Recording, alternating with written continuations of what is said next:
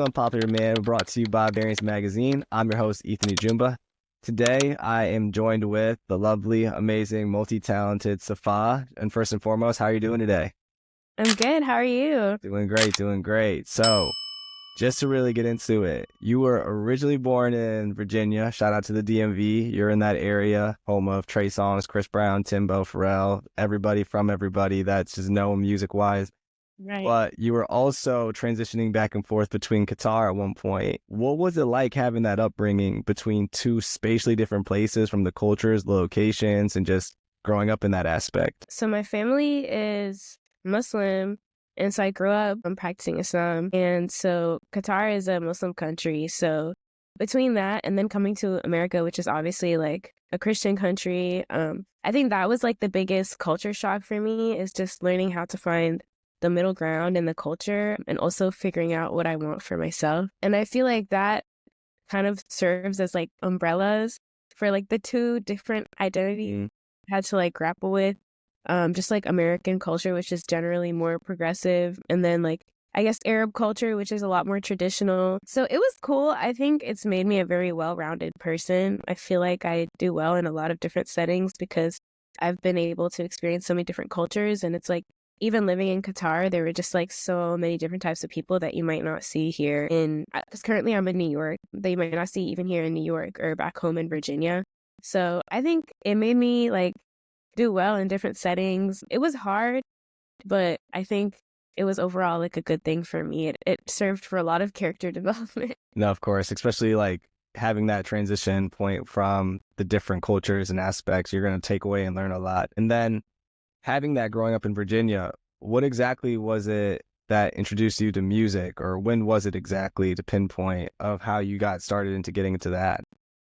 So music's kind of always been like a thing in my family. I think the person that inspired me to like get into first just singing and performing was my older sister. And when we were living in Qatar, she like basically went to a school that was like all grades of school. Like, so me and my older sister are 6 years apart. So let's say she was in like middle school, high school, I was still in elementary school.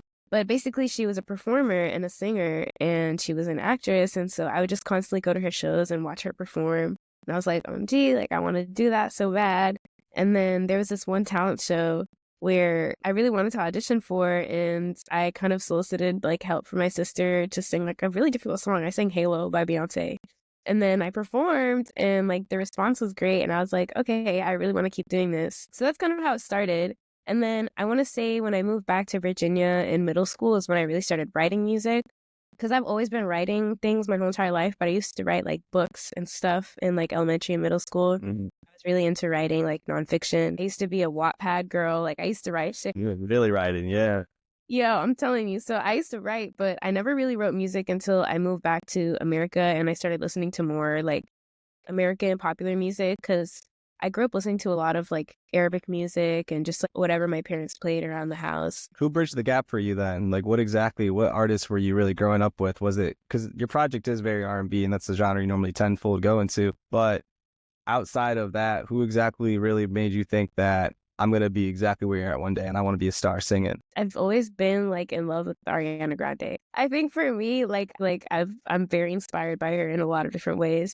Just like I literally used to watch videos of her performing live and just like practice singing the way she live to like practice singing, basically. Yeah, people forget she's like a classically trained like theater kid too. Yeah. People think she's like a Nickelodeon pop star, where it's like, no, she was way before singing too, and everything. She was on Broadway, like she's very much trained. Like that's a trained voice, and I felt like that's what I wanted for myself. Like I wanted to always like respect it beyond just like, just singing. Just Yeah, you don't want to be a stereotypical like yeah, couple of hits, have a couple here and there. some people have that, and not to No diss, yeah. whatever, but for me, like it's deeper than that, and like I really respect the art form so much. Like it's more than that for me. So yeah, like I really looked up to Ariana Grande, but like early on, I don't know, I'm an R&B girly now, but early on, I was like super into like rock. I would listen to like Panic at the Disco, like Yep. Chemical Romance, like Arctic Monkeys. Like I was one of those, yeah, kind of vibe. People give them a bad rep for the bands, but listen to them. when you listen to the bands and they're singing and their vocals from everyone from Brendan Urie and all that, Yeah. they really have that range. Like they're really Yeah. singing, to be honest. And people forget that. There's so many elements, and like I think a rock song tells almost the most amount of stories compared to most music. You really do have a lot of layers and a lot of depth and all the instrumentations that come with it. There's so much into it. Hmm. I agree. I was obsessed. Like that was all I had like a phase for a minute. It's a good phase. People say make it sound bad, but it's a good phase. I still listen. Yeah, yeah, of course. And then having that transition to R&B, what exactly put you into that then? I think like I think what really made me love R&B more and more um was when I moved to New York. Like R&B is huge. There's a huge R&B scene here, and I think when I first started making music, I was still trying to like find my sound, and even today a little bit I'm still, like trying to hone in on exactly what I want. But I think when I moved to New York, I don't know, I was just like super inspired by like for me it's always been writing music about emotional past like experiences. Like when my emotions are heightened, like that's when I feel like I can write the best music. And I feel like R&B just has that depth, like and like storytelling that like is unmatched, which is why it's like my favorite. And so I moved to New York and I just kind of started studying like a lot. And then it just happened to be the people around me were like all R&B and soul heads. And so I just found myself falling in love with it and wanting to create that music. And then speaking further to that, you've been a student and have been learning and working with the multitude of great artists, producers, going to under this Clive Davis School of Business and just having so much knowledge to pretty much absorb. What exactly are you still looking to improve on currently that you really want to almost hone your craft more into? I think for me, and it's crazy to say because, like you just said, I've had the pleasure of learning from and working with like a lot of really amazing people. For me, where I am looking to improve is still, being more open to collaboration and just making everything like a more collaborative effort. I think lately I've gotten really good at that, but music started as something super vulnerable for me. So I had to kind of come out of my shell and be willing to share with people. And like I can finally say now, obviously I work with some amazing people to like especially on my project, like amazing producers and engineers and songwriters that just like really helped me create some of the best work I've made. I think though I want to like diversify and like experiment collaborating with people that I, wouldn't normally gravitate towards, like maybe people from other genres, different, countries, different cultures, just like see what kind of music we can create because like music's always been a fun thing for me and like I want to keep it fresh and fun. And then to get into how you want to keep it fresh, fun, and just overall more invigorating for people to get into, for your project, The Prelude, you explore a lot of themes of the good, the bad, the ugly, and the beautiful, all infused with the essence of R&B. When it comes down to making the songs and the topics of it you got to write about during the creation process, what exactly did you enjoy most and how did it resonate with you when it came down to the putting the 7 tracks out? Because you said you're a big writer when it comes down to crybaby, sad, emotional ass material. Keep yelling. But yeah, which song or topic did you enjoy most to write about when it came down to the 7 from this EP? I think the one that I had the most fun writing was Casual. It was just like really fun for me because I wrote it. It started as like a conversation that I had with my friend about just like something I was going through. Basically, like somebody that I was seeing. It's like people don't like to get like a taste of their own medicine. So I was like, you know what? I'm gonna give you a taste of your own medicine now, just so you could just experience that. And then I was telling my friend about it, and they were like, like this would be a fire ass song. And it just so happened at the same time that this was all happening, I was taking this class on the Neptunes, and it was a class called Discovering the Neptunes. Well, I was still at NYU studying recorded music, and the prompt was basically to like take inspiration or like interpolate kind of vibe, some sort of, it was just like a deep ass prompt, but basically like take inspiration from something. I don't remember exactly what it was, but basically what I ended up being inspired by was obviously Destiny's Child. And so I was just like, okay, like I feel like the R&B that I make is mostly like synth wave or like, like super bass line heavy. But obviously that one's a lot like a little more poppy, like more early 2000s. And I was like, let me experiment with that. And it was just really fun to like write that with my friend Sebastian. We wrote it together. I started writing it for that class, and then after I played it, like basically you'd have to play music after. After I played it for the class and everybody loved it, I took it back to him and I was like, okay, wait, I really want to like, work on this. Like I feel like this deserves a spot on my project. And so I was in Miami and I was visiting my friend Sebastian, and we were literally at his grandma's house and we just finished writing the song. Wow.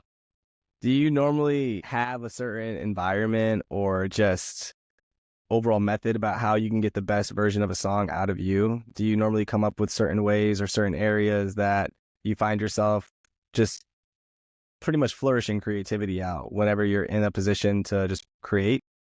Yeah, alone in my bedroom. I'm not gonna lie, like I feel like that's when I create like some of the best music. Like it's like after I've like written something in my journal, or like it's been like a few days of me like writing stuff in my notes app of like concepts, or even if it's just like, oh, I hear a beat that inspires me and I just want to like freestyle over it. I feel like it's easiest for me to create alone without any distractions or like exterior like opinions or anything. And then after kind of creating like a mold of what I want, like then I'm bringing collaborators on. And then when it comes down to the collaboration process, how exactly was it going about for this project, for the Prelude? Did you go about things yourself and you just said, okay, I'm looking for the production aspect of it first, or was it the beat was all given to you first, then you just laid the tracks down from the words aspect?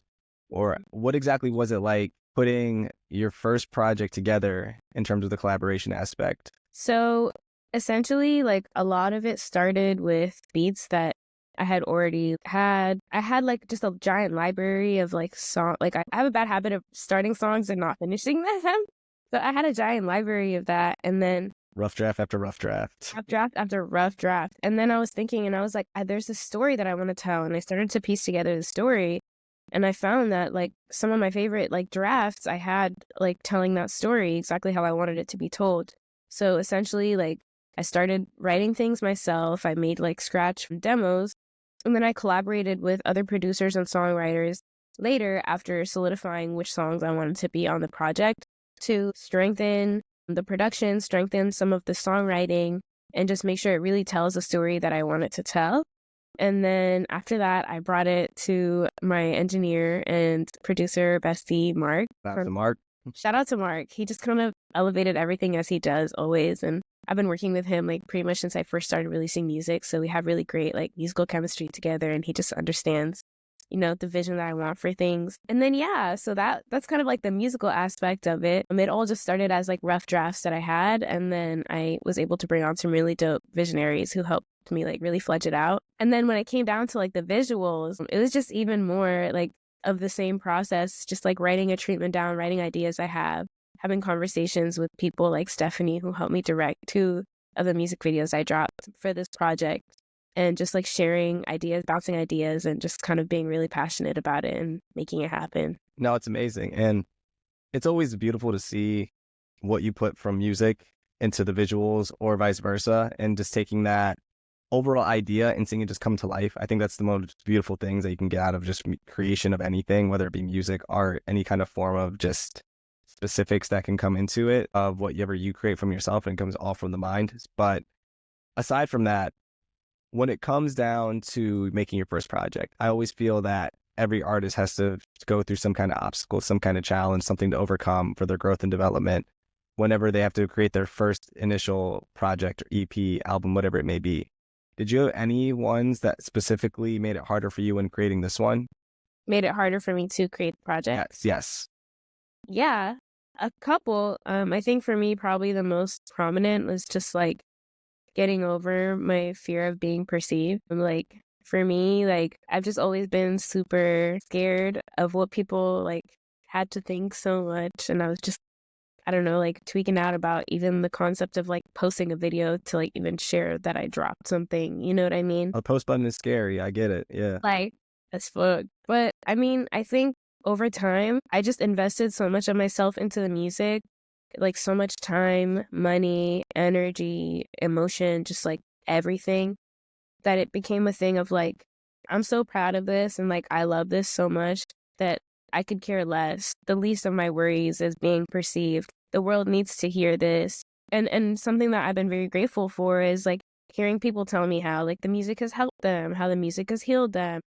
That's how it started for me. And like after putting in so much work to like bring it to what it is, like the fact that it's doing that for other people is just like so reassuring and just like amazing and inspiring. But yeah, just being perceived as scary as fuck. But No, I agree. before, it was a big hurdle for me. Do you feel that with how you've grown and developed since now, looking back in a hindsight aspect, you've seen a lot of change, not just you as an artist, but you as a person as well too? Definitely. I've seen a lot of change in me in so many different ways. I feel like I've learned how to trust myself more, and I feel like that's been like the best progress that I made is just trusting myself, and that's what's helped me be the artist that I am, be the person that I am when I wake up every single day. Like I can be proud of and work on the things that I work on every single day outside of music, like developing relationships with my family, my friends, working, just life outside of music too. I think music has helped me be, somebody that trusts myself more in other areas of my life as well. So yeah, it's been great. Do you have a general goal that you want to set for yourself or to accomplish one day in the future throughout your career as an artist? Yeah. Right now, I think my biggest goal is to do like a headlining tour. I really love performing live. So I've just been practicing my live performance like pretty much for the past 3 years. I've been getting around New York City like every single month, playing on a few shows and playing with bands, playing with choreographers and dancers, learning how to dance. I was never a dancer until I became an artist. And Choreography is hard as hell, so I don't blame you. and not to mention singing, but if there's one thing about me is if I want something, I'm gonna get it. So I just, I trust myself, like I said, to get it done and get the work done. And yeah, I think like it would be really cool to play like a headlining tour and just like perform for people that I know are, there for me and that know the music and like resonate with the music so that we could just share that experience together because it's just so different, like when it's face to face versus through the internet or just For it. through a streaming link. Yeah, you want to give more than just listen to this track, hear it, go from there. You want to create that community and find the people you engage with and Yeah. really get in touch with your audience and have that connection rather than just make it feel like, okay, It's more than my just song. the Yeah, music to me. Yeah. yeah. You want people to sing the songs back to you before anything Yeah. else, of course. Yeah. Well, I mean, it's not just about that. For me, I think live performance is more than just like singing together. It's also just like knowing the people that resonate with you and your music and why and like what you guys share, like what we have in common so that we can kind of like bond over that. Like I was talking to people at shows, like just having conversations. And I feel like when I started seeing people like come to my shows more often, like the same people, like at multiple shows, it made me realize like exactly what it is about them that we have in common and like help build that community around not just the music, but what we have in common. No, that's a beautiful thing. Like creating that community overall aspect. It gives you and your fans more of a reason to stay connected. It gives them also a reason to come back and listen to you more and more. But it also gives that personal connection that a lot of people are looking for. And then before we wrap up on out of here, it comes down to what you've got going on next for just from your career, anything from your music, anything from albums, singles, releases, performances. So everything from that we can see from Safa. What exactly is it that you can give us as listeners and audiences to what to expect in, let's say, the next coming months of some sort? Well, the prelude is not done yet. Elaborate. Like you said, now that we've done the prelude and we moved on, no, it's not done yet. I mean, like, there's still more to come from that project. And I'm obviously working on an extended version. So I'm very excited about that. There's still so much more music coming that tells the story that the prelude tells. So yeah, there's more of that coming. Of course, a lot more shows. I'm trying to lock in on a little East Coast tour right now. So hopefully that will fledge out how I'm praying it will, and just meet more people, make more music. A lot of new collaborations this year already in 8 days that I'm very excited about. So yeah, just like a lot of cool shit coming, and yeah, the prelude is not done. Wow, that's amazing news to hear. I really thought that was just I thought the first act was closed, but I'm glad to hear that we're going to get more from you, honestly, because your music honestly just touches hearts and it really just speaks to souls about how you go about composing them. I think you've got a lot to give from just like a small sample of what we've gotten from you. And it's just amazing to see just how you've grown and just pretty much developed in what you're going to and what to expect. Thank you so much. I appreciate that. No, of course. Other than that, I just want to say thank you again for coming on. I appreciate your time and having you. Everyone, for sure, download, stream, listen to the Prelude on all streaming platforms. Appreciate you, Safa, everything that you've got going on. It's amazing. And thank you for coming on today. Thank you.